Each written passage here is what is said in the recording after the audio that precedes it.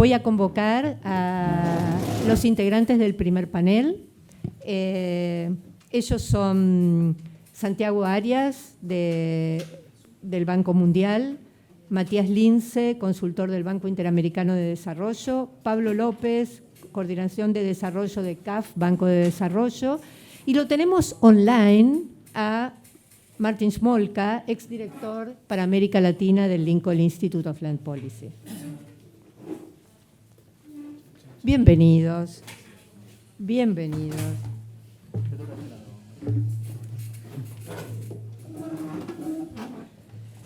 Yo voy a leer brevemente las bios de mis panelistas, de los expertos que tenemos hoy en este panel. Santiago Arias es especialista urbano del Banco Mundial, especialista senior para el Cono Sur, ha gerenciado proyectos de desarrollo urbano, hábitat y transporte. Anteriormente trabajó en el Departamento de Planificación Urbana de la Ciudad de Buenos Aires y como consultor en desarrollo urbano para gobiernos locales y desarrolladores inmobiliarios. Santiago estudió Ciencia Política y Arquitectura en la Universidad de Buenos Aires y tiene una maestría en Gestión Urbana de la New School University de Nueva York.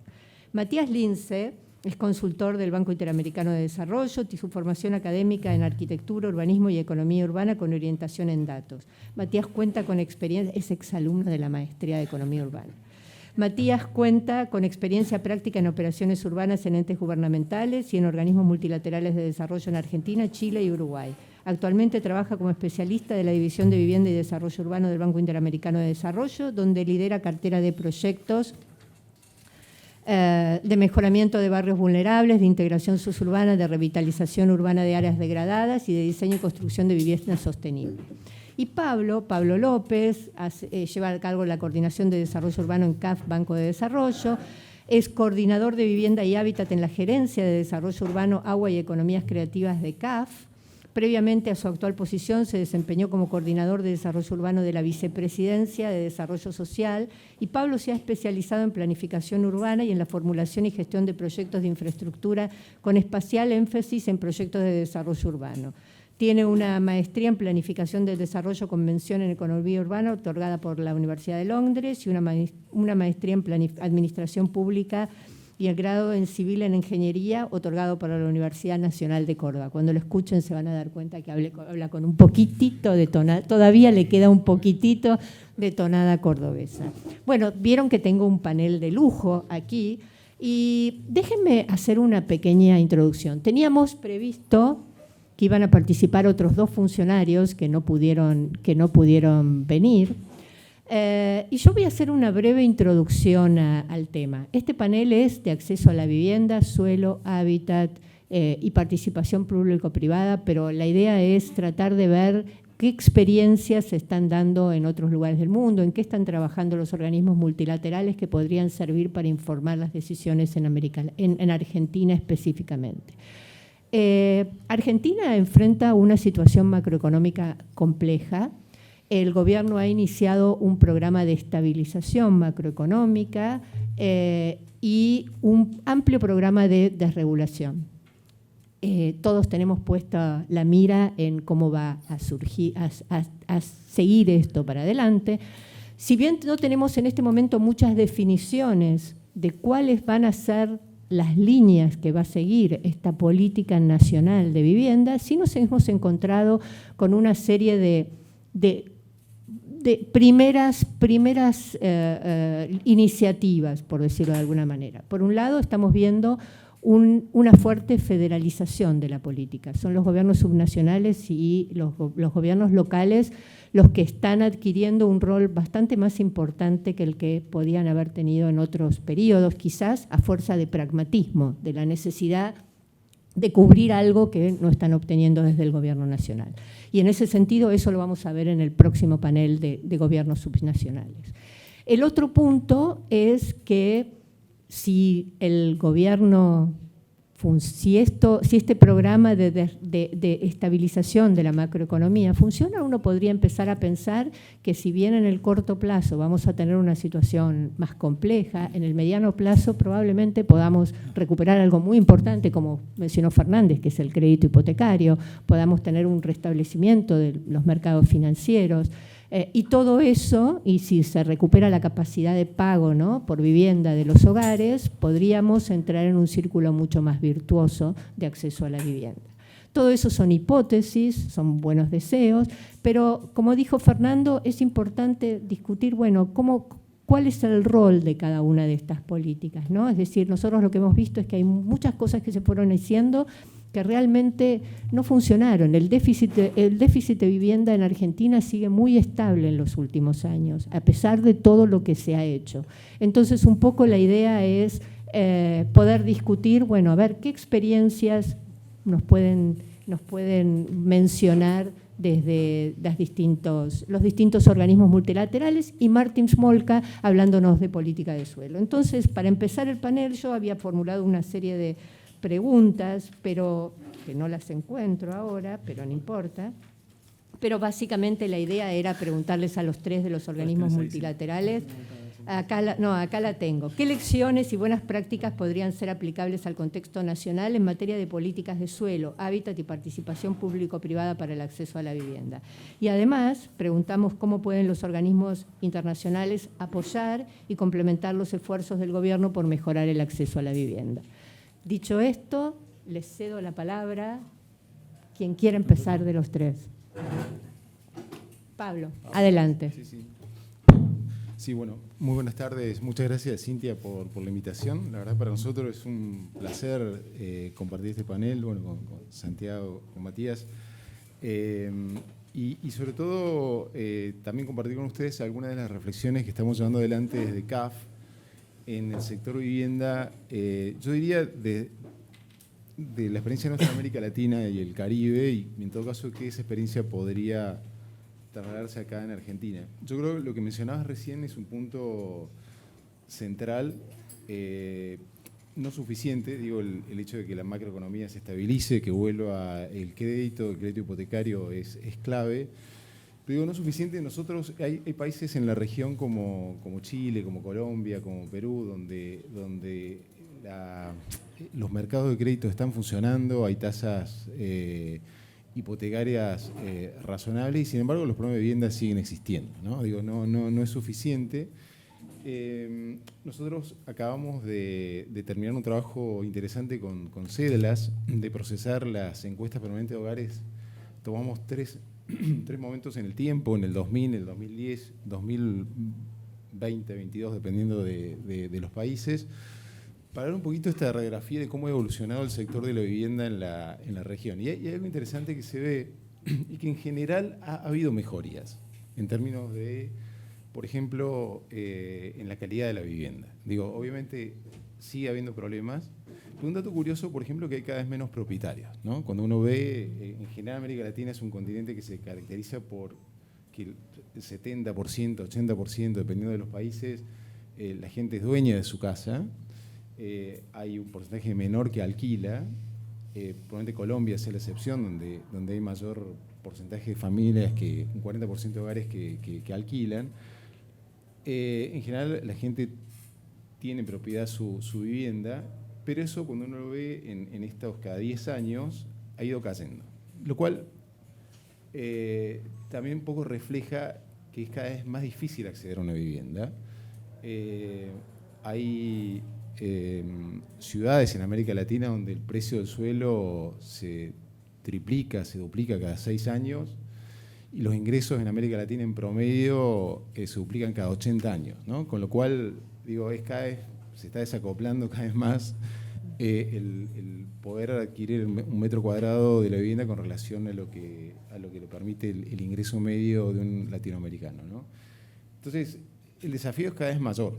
Y el Estado solo no es suficiente, ¿no? Digo, obviamente que se necesitan generar condiciones para que los actores privados tengan los incentivos adecuados también para proveer vivienda, y sobre todo vivienda social. En algunos países se está tratando de trabajar en eso. Hay esquemas diferentes que, bueno, nosotros hemos estado trabajando en Ecuador, en Colombia, con algunos esquemas que, si quieren, no quiero robar mucho tiempo en esta primera intervención, pero podemos compartir más adelante. Pero es claro que son insuficientes los recursos públicos para mover el mercado de vivienda, Y como decía, obviamente se tiene que partir de una estabilidad macroeconómica, de condiciones financieras adecuadas, pero también trabajar en todo lo que es la cadena de producción de la vivienda, desde la misma formulación del proyecto hasta la implementación. Hay un montón de ineficiencias en todos los países. Nosotros ahora estamos por empezar este año la producción de un anuario de vivienda con la idea de poder sistematizar un montón de información que es necesario hacer visible y que también sirva de orientación, sobre todo para los desarrolladores privados, de cómo están funcionando los mercados en nuestros países, ¿no? Pero bueno, si no se produce eso, lo que hablamos recién, este proceso de filtrado, ¿no?, en los mercados, donde los segmentos que hoy tienen su vivienda y aspiran a tener una vivienda mejor y liberen esas viviendas para los que están abajo puedan... Digo, es muy difícil que esta problemática que, como decía, vemos de manera intercensal, se viene haciendo cada vez más difícil para poder acceder, podemos encontrar una solución, ¿no? Sí, es muy interesante lo que está diciendo Pablo de filtrado, ¿no? Es decir, en realidad uno lo que aspiraría es que se produzca vivienda en el mercado para todos los niveles de ingreso, y entonces a medida que los hogares de más altos ingresos van desocupando esa vivienda, esas viviendas hacen un proceso de filtrado hacia abajo. En Argentina hoy nos encontramos con una paradoja, y que si bien el 80% del déficit está concentrado en los 3 primeros deciles del ingreso, hemos tenido un corrimiento del déficit hacia los hogares de más altos ingresos también. Entonces, este proceso de desocupar una vivienda que podría ocupar un hogar de menor ingreso no es algo que estemos viviendo. Muchas gracias, Pablo. Ahora te vamos a volver a preguntar. Sí, Matías. Bueno, ¿se escucha bien ahí? Te doy este. Este es el que no andaba. Ahí va. Lo pasamos para allá. Bueno, gracias también, Cintia, y a todo el equipo de la ITELA por la invitación.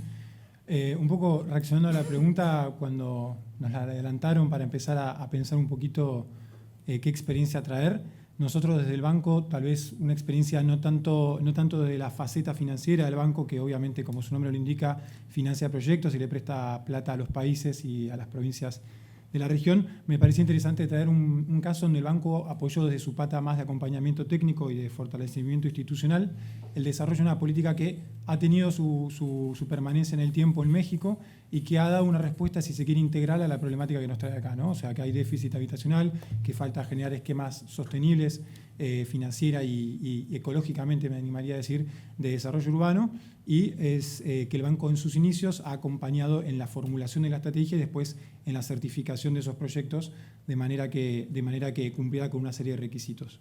El caso que traigo, mucha parte de la audiencia capaz lo conozca, son los desarrollos urbanos integrales sostenibles de México, que ha sido una política impulsada desde el gobierno nacional, pero con un conjunto de actores en la mesa que le hicieron posible, que van desde los 3 niveles del gobierno, a la escala argentina, municipal, provincial y nacional, luego la banca de desarrollo privada y otras áreas de gobierno involucradas en ordenamiento territorial y acceso a la vivienda, como por ejemplo el equivalente a los institutos provinciales de vivienda de México.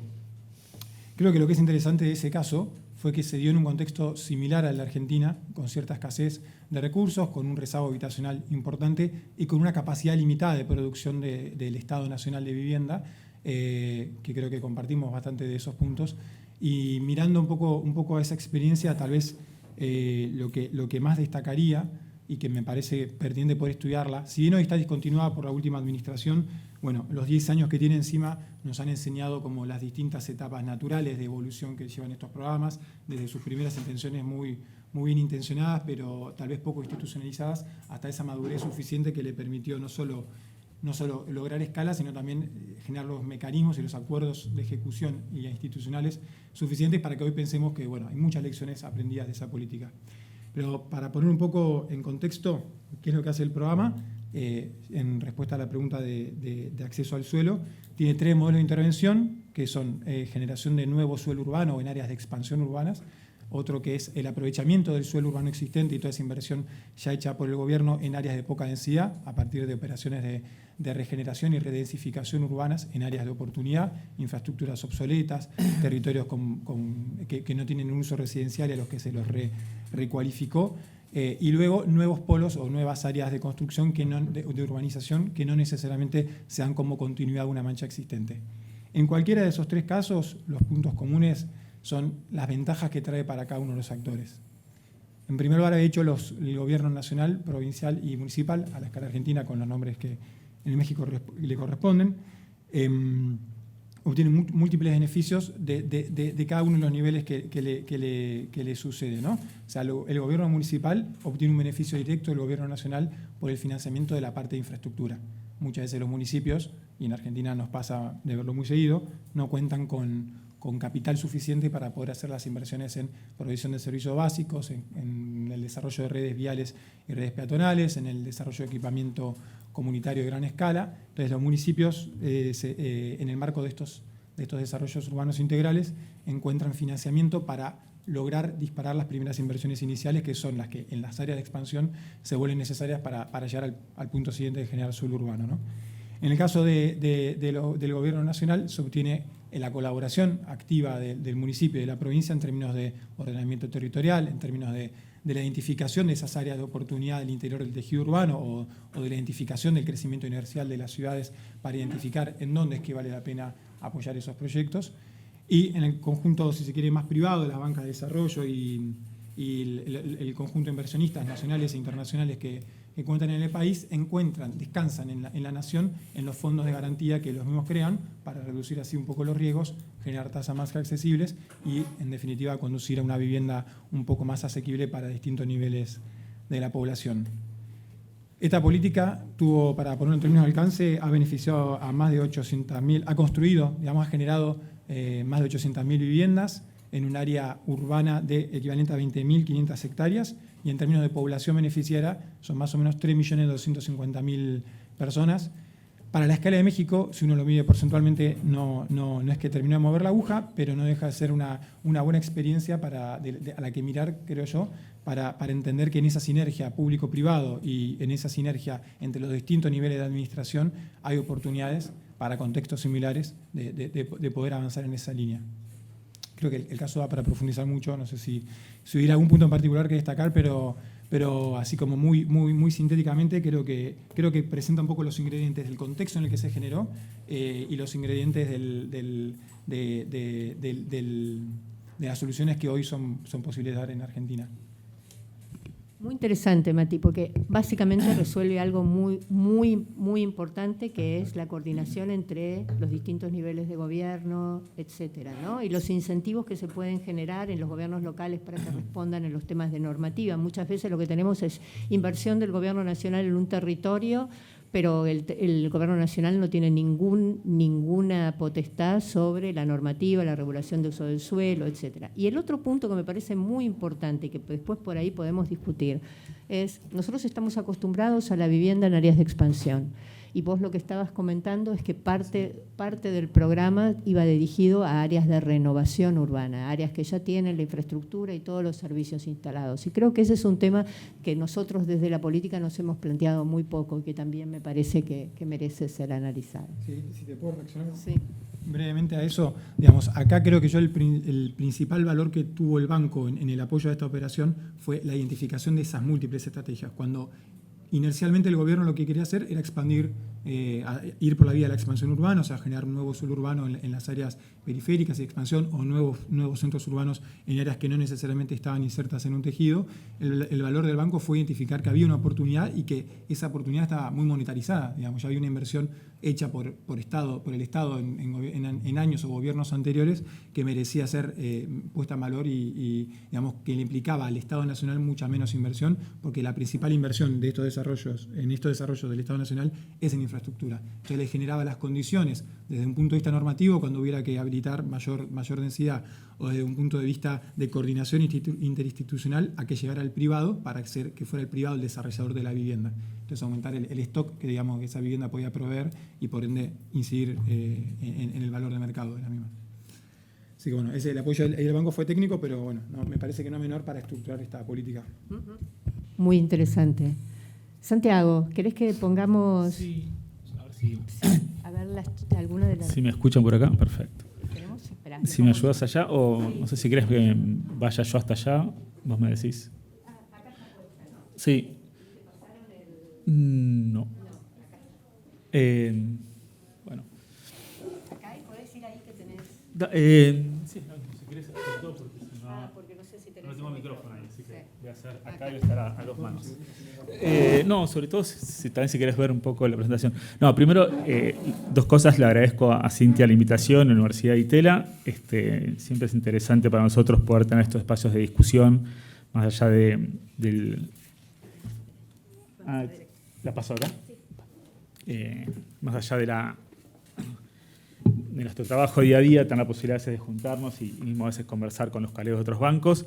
Y a los colegas de otros bancos, me disculpo que trajimos una presentación y ustedes no. Yo cuento acá con Victoria Frascarelli, que me apoya en estas cuestiones, así que sé que esto es ilegal, por decir así, José, pero quizás, si me tomo un minuto, quizás ayuda a estructurar parte de la conversación, porque hay algunos datos que pueden ser de interés para todos, así que tómenlo como parte del esfuerzo compartido de este panel. Voy a intentar ser más o menos dirigente en estas cuestiones del inicio, pero ¿por qué nos parece interesante y dentro del sector urbano pensar en la política de vivienda, digamos, como sector? Es porque tiene un muy fuerte impacto, digamos, tiene un impacto en el desarrollo económico global. Hay algo que tiene que ver con los activos, que implica básicamente la vivienda, que hacen una contribución fuerte a lo que es la riqueza. Tiene un impacto muy fuerte en temas de empleo y crecimiento, entonces esto más o menos que depende del sector, pero generalmente la construcción de vivienda puede requerir entre 3 a 5 a 7 a veces empleos directos por cada vivienda que se crea. Está este tema del financiamiento, es decir, hay un sector muy grande dentro de la financiación de trabajar contra el sector de vivienda, porque gran parte de la gente que necesita una vivienda no tiene acceso a ese financiamiento. Y después una agenda que también es importante, que lo hemos discutido con Cintia en otros lugares, que no es pero que tiene que ver con la contribución que hacen las ciudades, pero particularmente el sector de la construcción, con la generación de gases de efecto invernadero, entonces no solo la contribución, sino también su potencial reducción. Hay otro conjunto de datos que ayudan a entender cuál es el desafío que tiene el sector de la vivienda. Acá pusimos algunos datos elegidos, digamos. Quizás uno que me impactó mucho a mí es esto, que se requerirían 96.000 y pico de unidades por día para llegar a resolver el problema del déficit cuantitativo de vivienda de acá hasta el 2030. Es decir, hay que estar como cada día 100.000 viviendas, 100.000 viviendas, 100.000 viviendas a nivel global. Hay otro dato importante, es que efectivamente hay un tema de acceso a la vivienda, no solo el tema de producción, sino que gran parte de la gente no tiene los ingresos para poder acceder a una vivienda en el mercado formal, y eso claramente se va a incrementar hacia adelante. Y dos temas más que tienen que ver también con el lado de la oferta, que es un poco de lo que vamos a discutir ahora, es el tema de la seguridad en la tenencia. Es un problema básicamente del sur global, es decir, aquellos países en vía de desarrollo tienen grandes problemas en el tema de la registración de esas viviendas, que es básicamente la posibilidad también de acceder al mercado financiero por no tener esa vivienda registrada. Y por otro lado también el costo transaccional de la vivienda. Es decir, en nuestros países, y justo discutíamos con el rector antes por el tema del terreno que están construyendo acá, conseguir los permisos, por ejemplo, para poder construir, tardan el doble que en otros países. Entonces hay unos datos que nos dan la idea de, bueno, hay muchos desafíos de diferentes tipos que hay que responder respecto al sector de la vivienda. Y el sector de la vivienda no solamente son los temas de déficit que generalmente vemos, sino, como decíamos, en este momento se apalancan, se potencian, por lo que es quizás la agenda más problemática hacia adelante, que es el tema del cambio climático. No nos vamos a tener justo en esta vez, pero es un tema que hay que empezar a considerar que cualquier problema que tenemos se va a agravar por cambio climático. Si para tener un dato, de las proyecciones que hay de migración hacia las ciudades, se supone que por temas de desastres naturales hay un 10% agregado que hay que empezar a pensar de acá hacia adelante. Algunas tendencias que nos han marcado respecto a qué está pasando en el sector de la vivienda. Primero, claramente lo decíamos, el tema del crecimiento. Eso es bastante claro, pero ese crecimiento se va a agudizar hacia adelante, digamos, y la población urbana ya pasó el 50%, vamos al 60%, vamos a llegar al 70%. Y esto implica, como dijimos, que no hay respuesta en el sector formal, el crecimiento de barrios informales. Sobre todo en la parte sur, quizás no en Latinoamérica en términos de cantidad, pero es una tendencia que se nos viene. Y lo otro que es un poco que cambia la configuración familiar, es decir, cada uno lo puede notar, digamos, las grandes familias, al estilo italiano, español, digamos. Ahora hay familias que generalmente son más pequeñas, tienden a moverse más, tienden a vivir separadas, con lo cual eso va a incrementar la demanda de vivienda, por un lado. Y después, en ese punto, lo que mencionaba también, me parece, Matías, hay una necesidad de intentar revisar el paradigma, ¿no? Y todos tenemos la idea de esto, bueno, cómo hacer ciudades más compactas, más eficientes, cómo vinculamos el sector, digamos, ¿no? La política de tierras con la política de transporte, mismo con la política de trabajo. Digamos, hay cuestiones que hay que pensar ahí cómo hacer estas viviendas.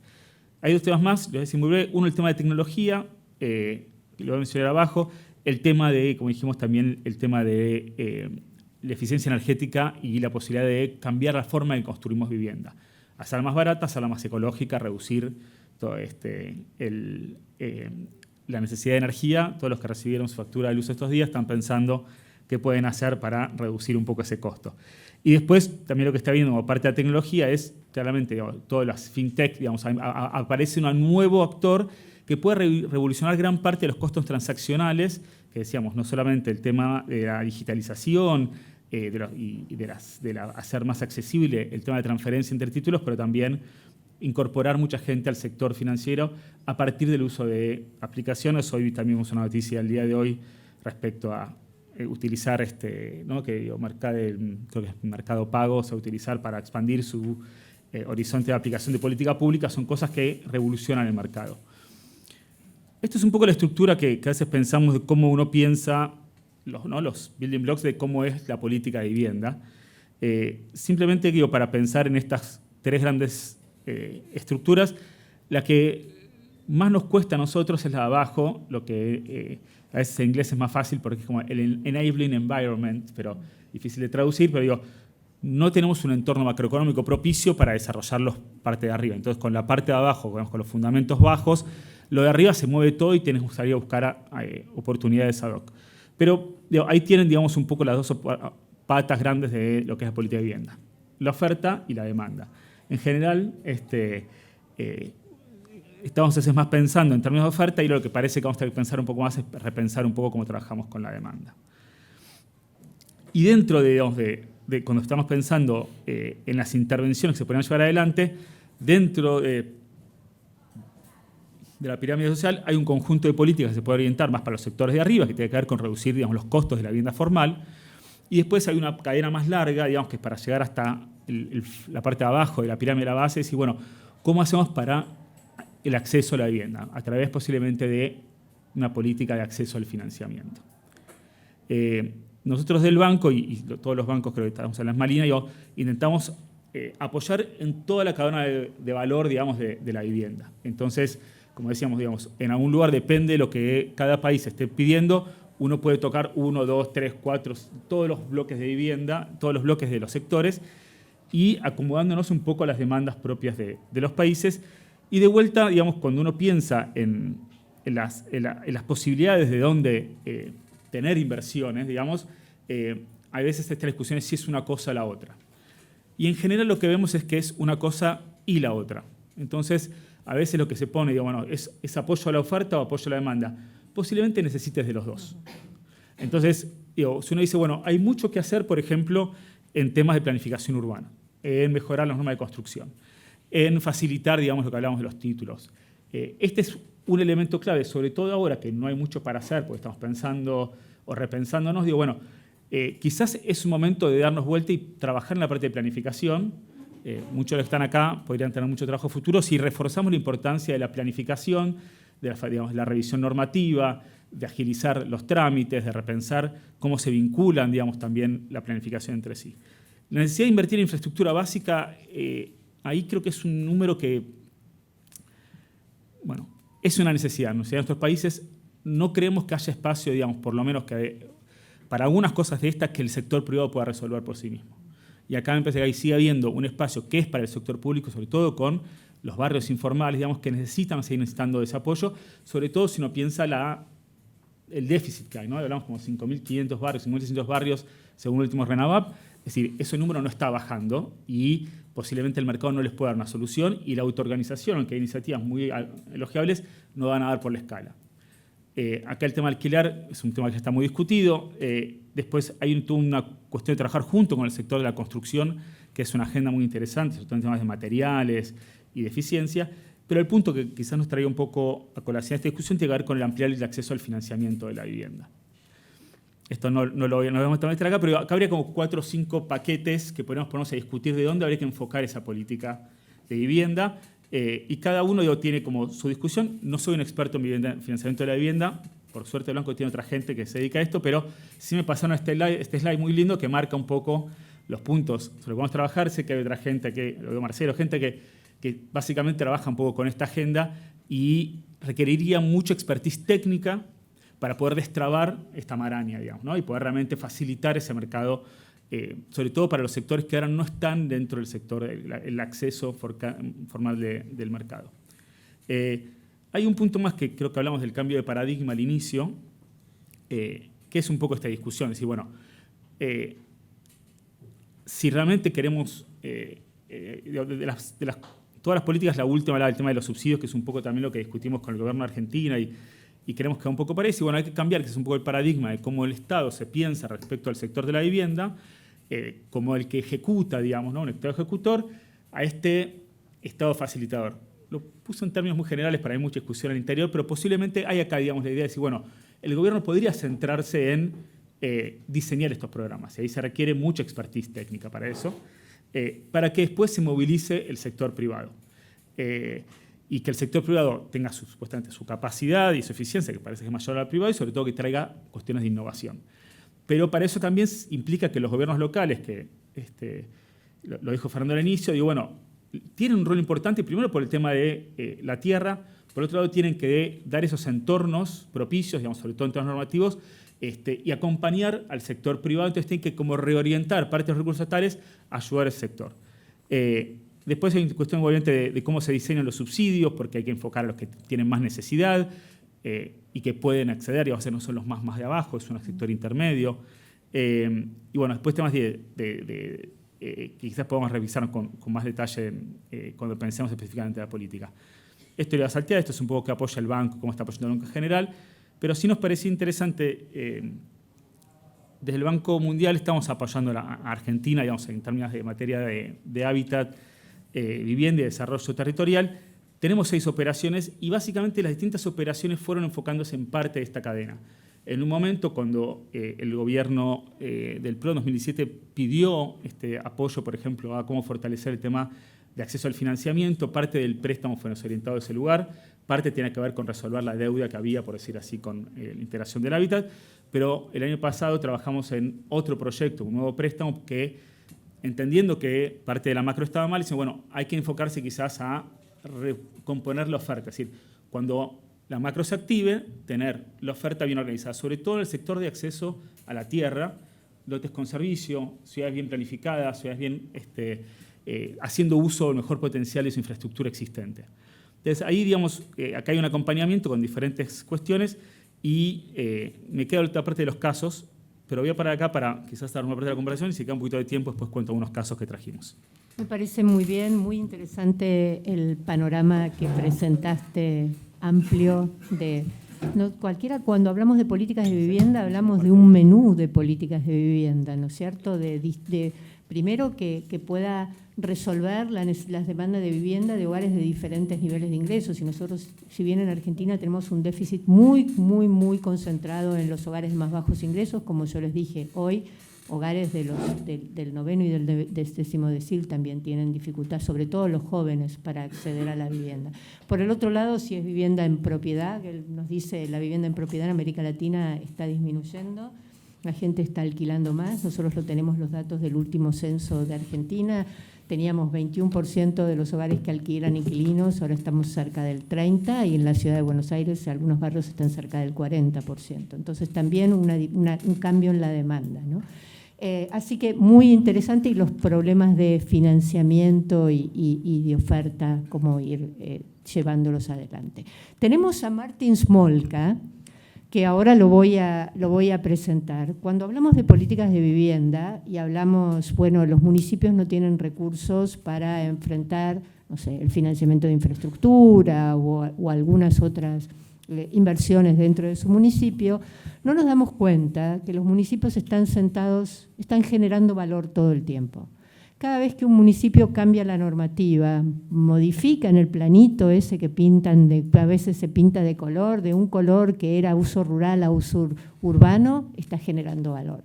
Cada vez que cambian el potencial constructivo, aumentan de zona residencial de baja densidad a zona residencial de alta densidad, están multiplicando el valor de una manera impresionante. Cada vez que se invierte en infraestructura, cada vez que se mejora un espacio público, se invierte en cualquier tipo de servicios, están generando valorización. Entonces, hay un espacio fiscal interesante que los municipios pueden empezar a aprovechar mucho más de lo que lo están haciendo. Y por eso invitamos a Martin Smolka, que es el exdirector para América Latina del Lincoln Institute of Land Policy, fue director del Lincoln por muchos años, y con mucha experiencia en trabajar estos temas de gestión de suelo en distintos países y ciudades de América Latina. Martín, ¿estás por ahí? Sí, ahí estás. Bienvenido. A ver si te escuchamos. Nada, la pregunta para vos es, ¿qué pueden hacer, ¿no? En tu experiencia de haber trabajado en tantos países de América Latina, de haber visto cómo se han desarrollado estos temas en distintos países, algunos con marcos nacionales muy abarcantes de todo este tema, pero otros que nacieron de la gestión local. Bueno, ¿qué nos puedes decir de este tema? ¿Qué recomendaciones? ¿Qué es lo que has visto? ¿Qué funciona? ¿Qué no funciona? Gracias por estar acá. Buenas tardes a todos y todas, y agradezco en especial por la invitación a este interesante y promisor evento. Hay mucho que discutir, ¿no? Estamos hablando ahí de, si miramos lo que viene pasando por América Latina, lo que sí se nota es una validación creciente de esos instrumentos de base suelo de financiación urbana, ¿no? Y muchos de los se empieza a se dar cuenta que las ciudades tienen bancos de datos extraordinariamente grandes y no se dan cuenta.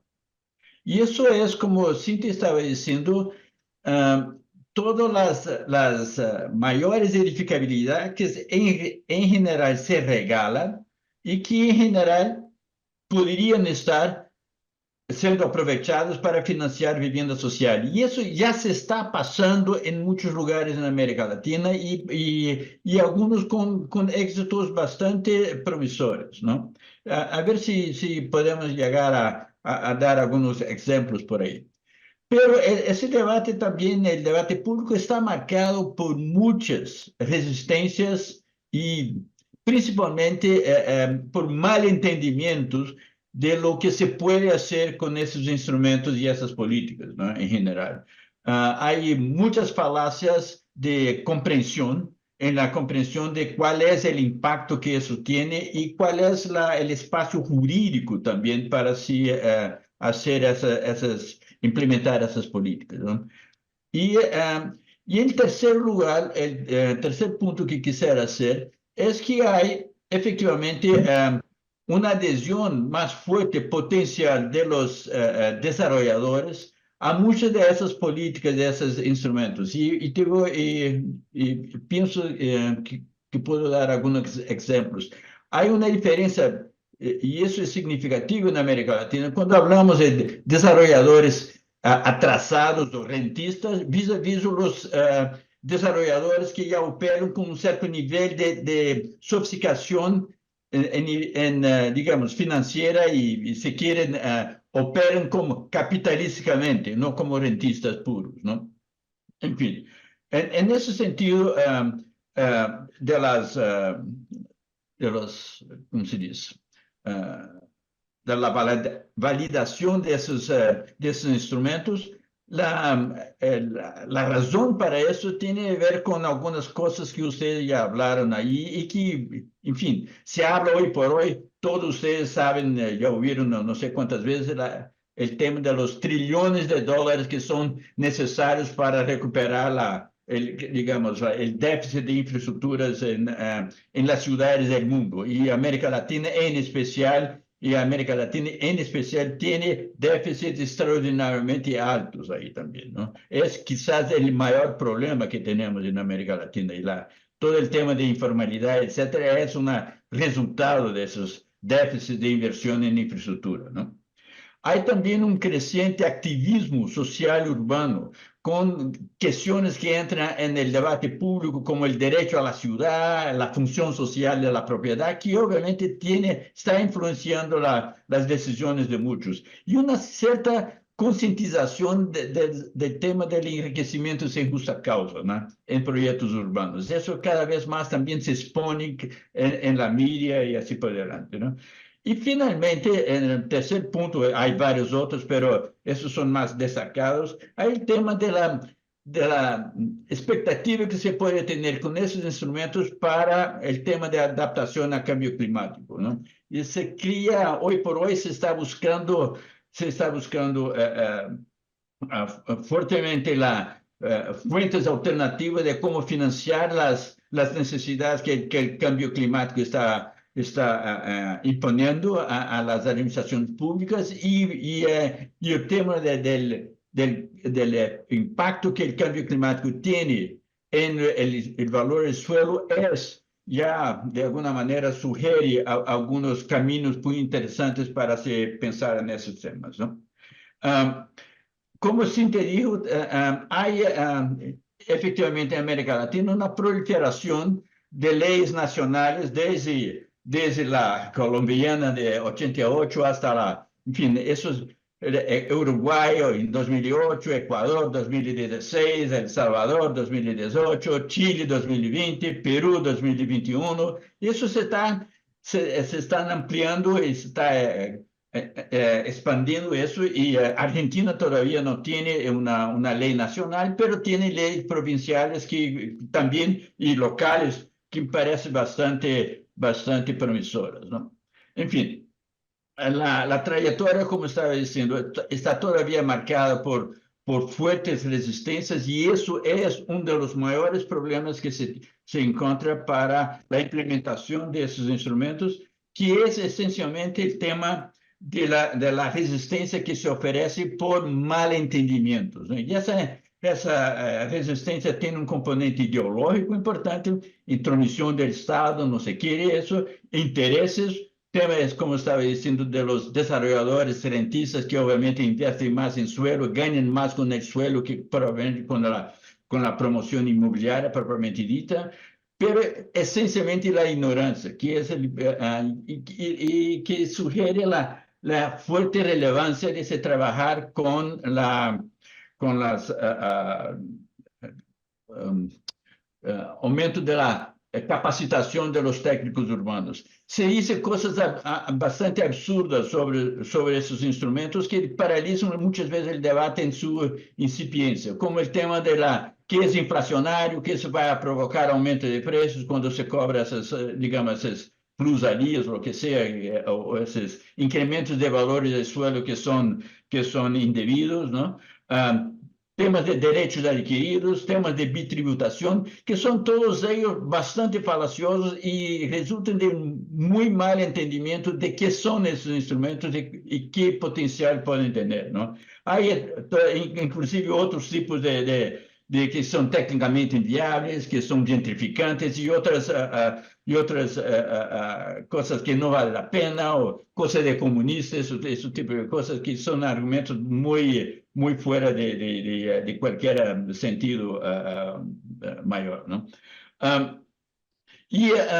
También hay resistencias que vienen de esa noción de que no se puede, jurídicamente no hay leyes que le permitan hacer eso. El superintendente que el caso más exitoso de aplicación de esos instrumentos empezó sin la ley. Empezó inclusive, ese es el caso de São Paulo, que empezó en 1976, adaptándose leyes existentes para lo que se quería hacer, principalmente la época se hablaba de suelo criado, y hoy por hoy se habla de outorga onerosa del derecho de construir, que son instrumentos bastante poderosos, que en el caso de São Paulo, solo para dar un ejemplo, ya se está hablando ahí de más de 500 millones de dólares al año disponibles para inversión en infraestructura y servicios y vivienda social, donde se están gastando, y y en especial, inclusive, en vivienda inclusiva, que es quizás uno de los mayores desafíos, que producir vivienda en la periferia de la periferia no solo es caro, pero es muy costosa para los ocupantes. Producir vivienda inclusiva es el grande, yo diría que es el mayor desafío que tenemos en nuestras ciudades y en algunos casos, por ejemplo, el caso ahí de aplicación de instrumentos como el CEPAC, ya se están produciendo una cantidad significativa de vivienda en las áreas más caras de São Paulo.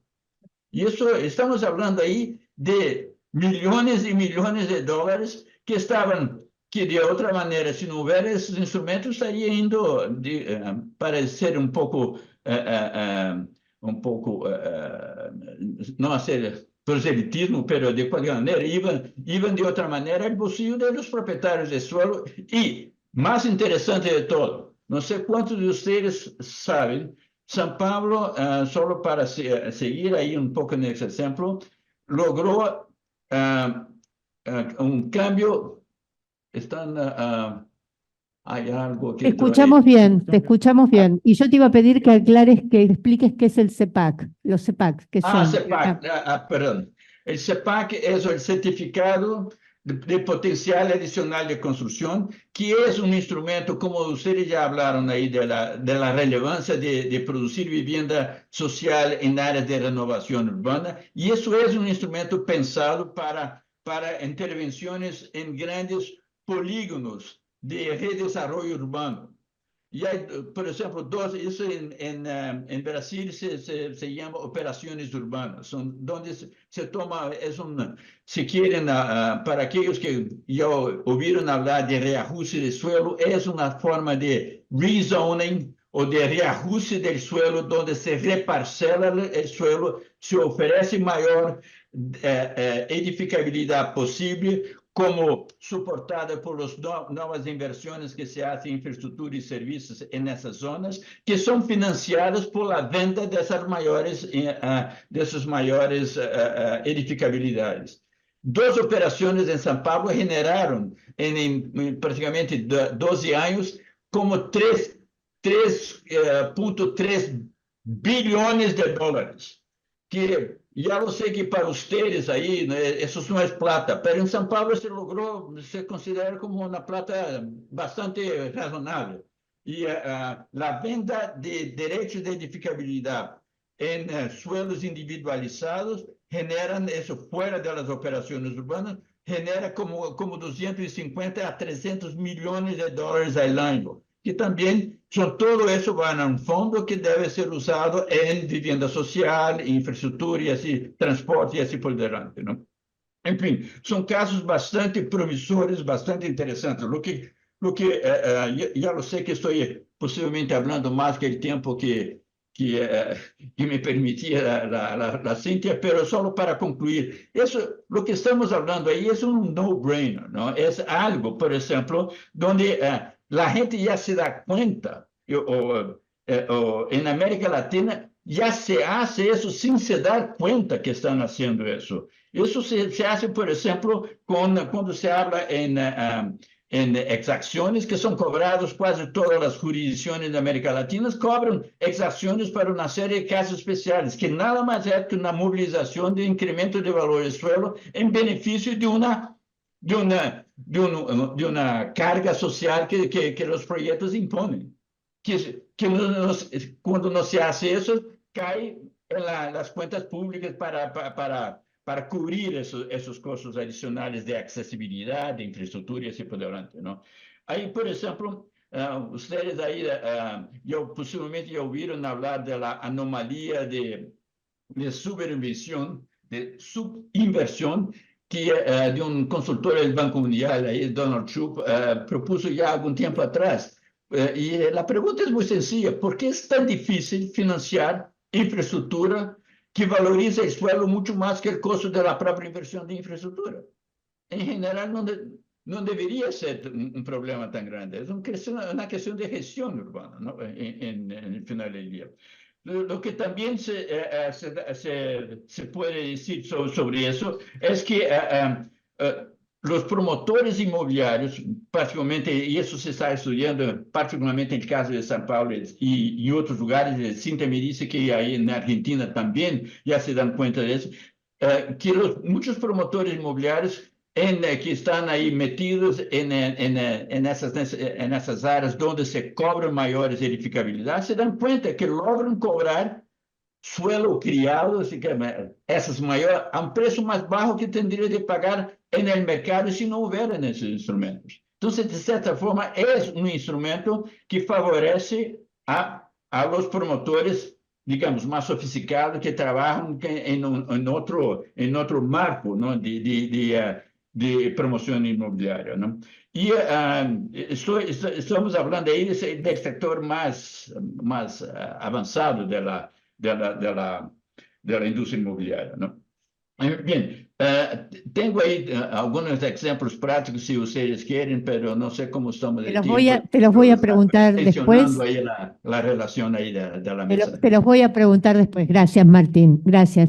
Yo quiero decirles que hoy en el panel que sigue van a estar dos intendentes que van a hablar y que van a contar justamente cómo aplican algunos de estos instrumentos. Esos son el municipio de Trenquelauquen, que aplicó la contribución por mejoras como una especie de reajuste de suelo, en el cual desarrolla el suelo en extensión, cobra da normativa, es decir, cambia el uso del suelo de rural a urbano, da normativa, financia la infraestructura y se cobra parte de esa infraestructura devolviéndola a los propietarios de uso del suelo rural, lotes subdivididos con infraestructura y cobra en lotes toda esa acción de desarrollo del suelo e infraestructura. También va a estar Diego Valenzuela, intendente del municipio de 3 de Febrero, que también implementa parte de uno de estos instrumentos, el cobro por derechos adicionales de construcción, y él les va a contar un poco la experiencia que han tenido en el municipio, que creo que es ejemplar en el sentido del flujo de fondos que están generando y cómo eso no está de ninguna manera obstruyendo el desarrollo dentro del municipio.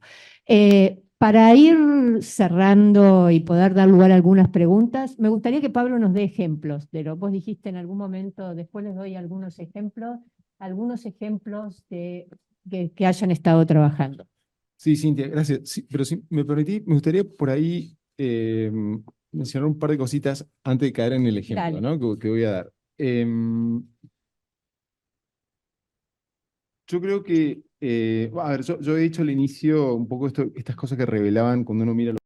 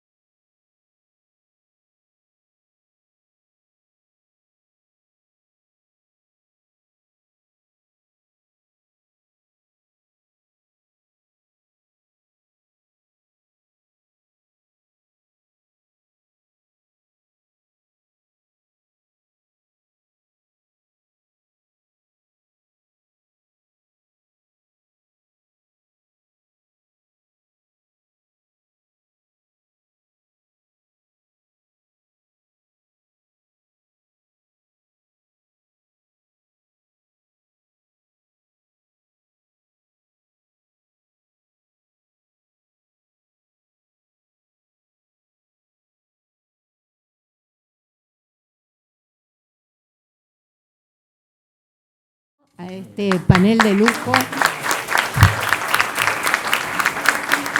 Y esperemos poder seguir teniendo este nivel de discusiones y de intercambio de ideas que son tan importantes. Gracias, chicos.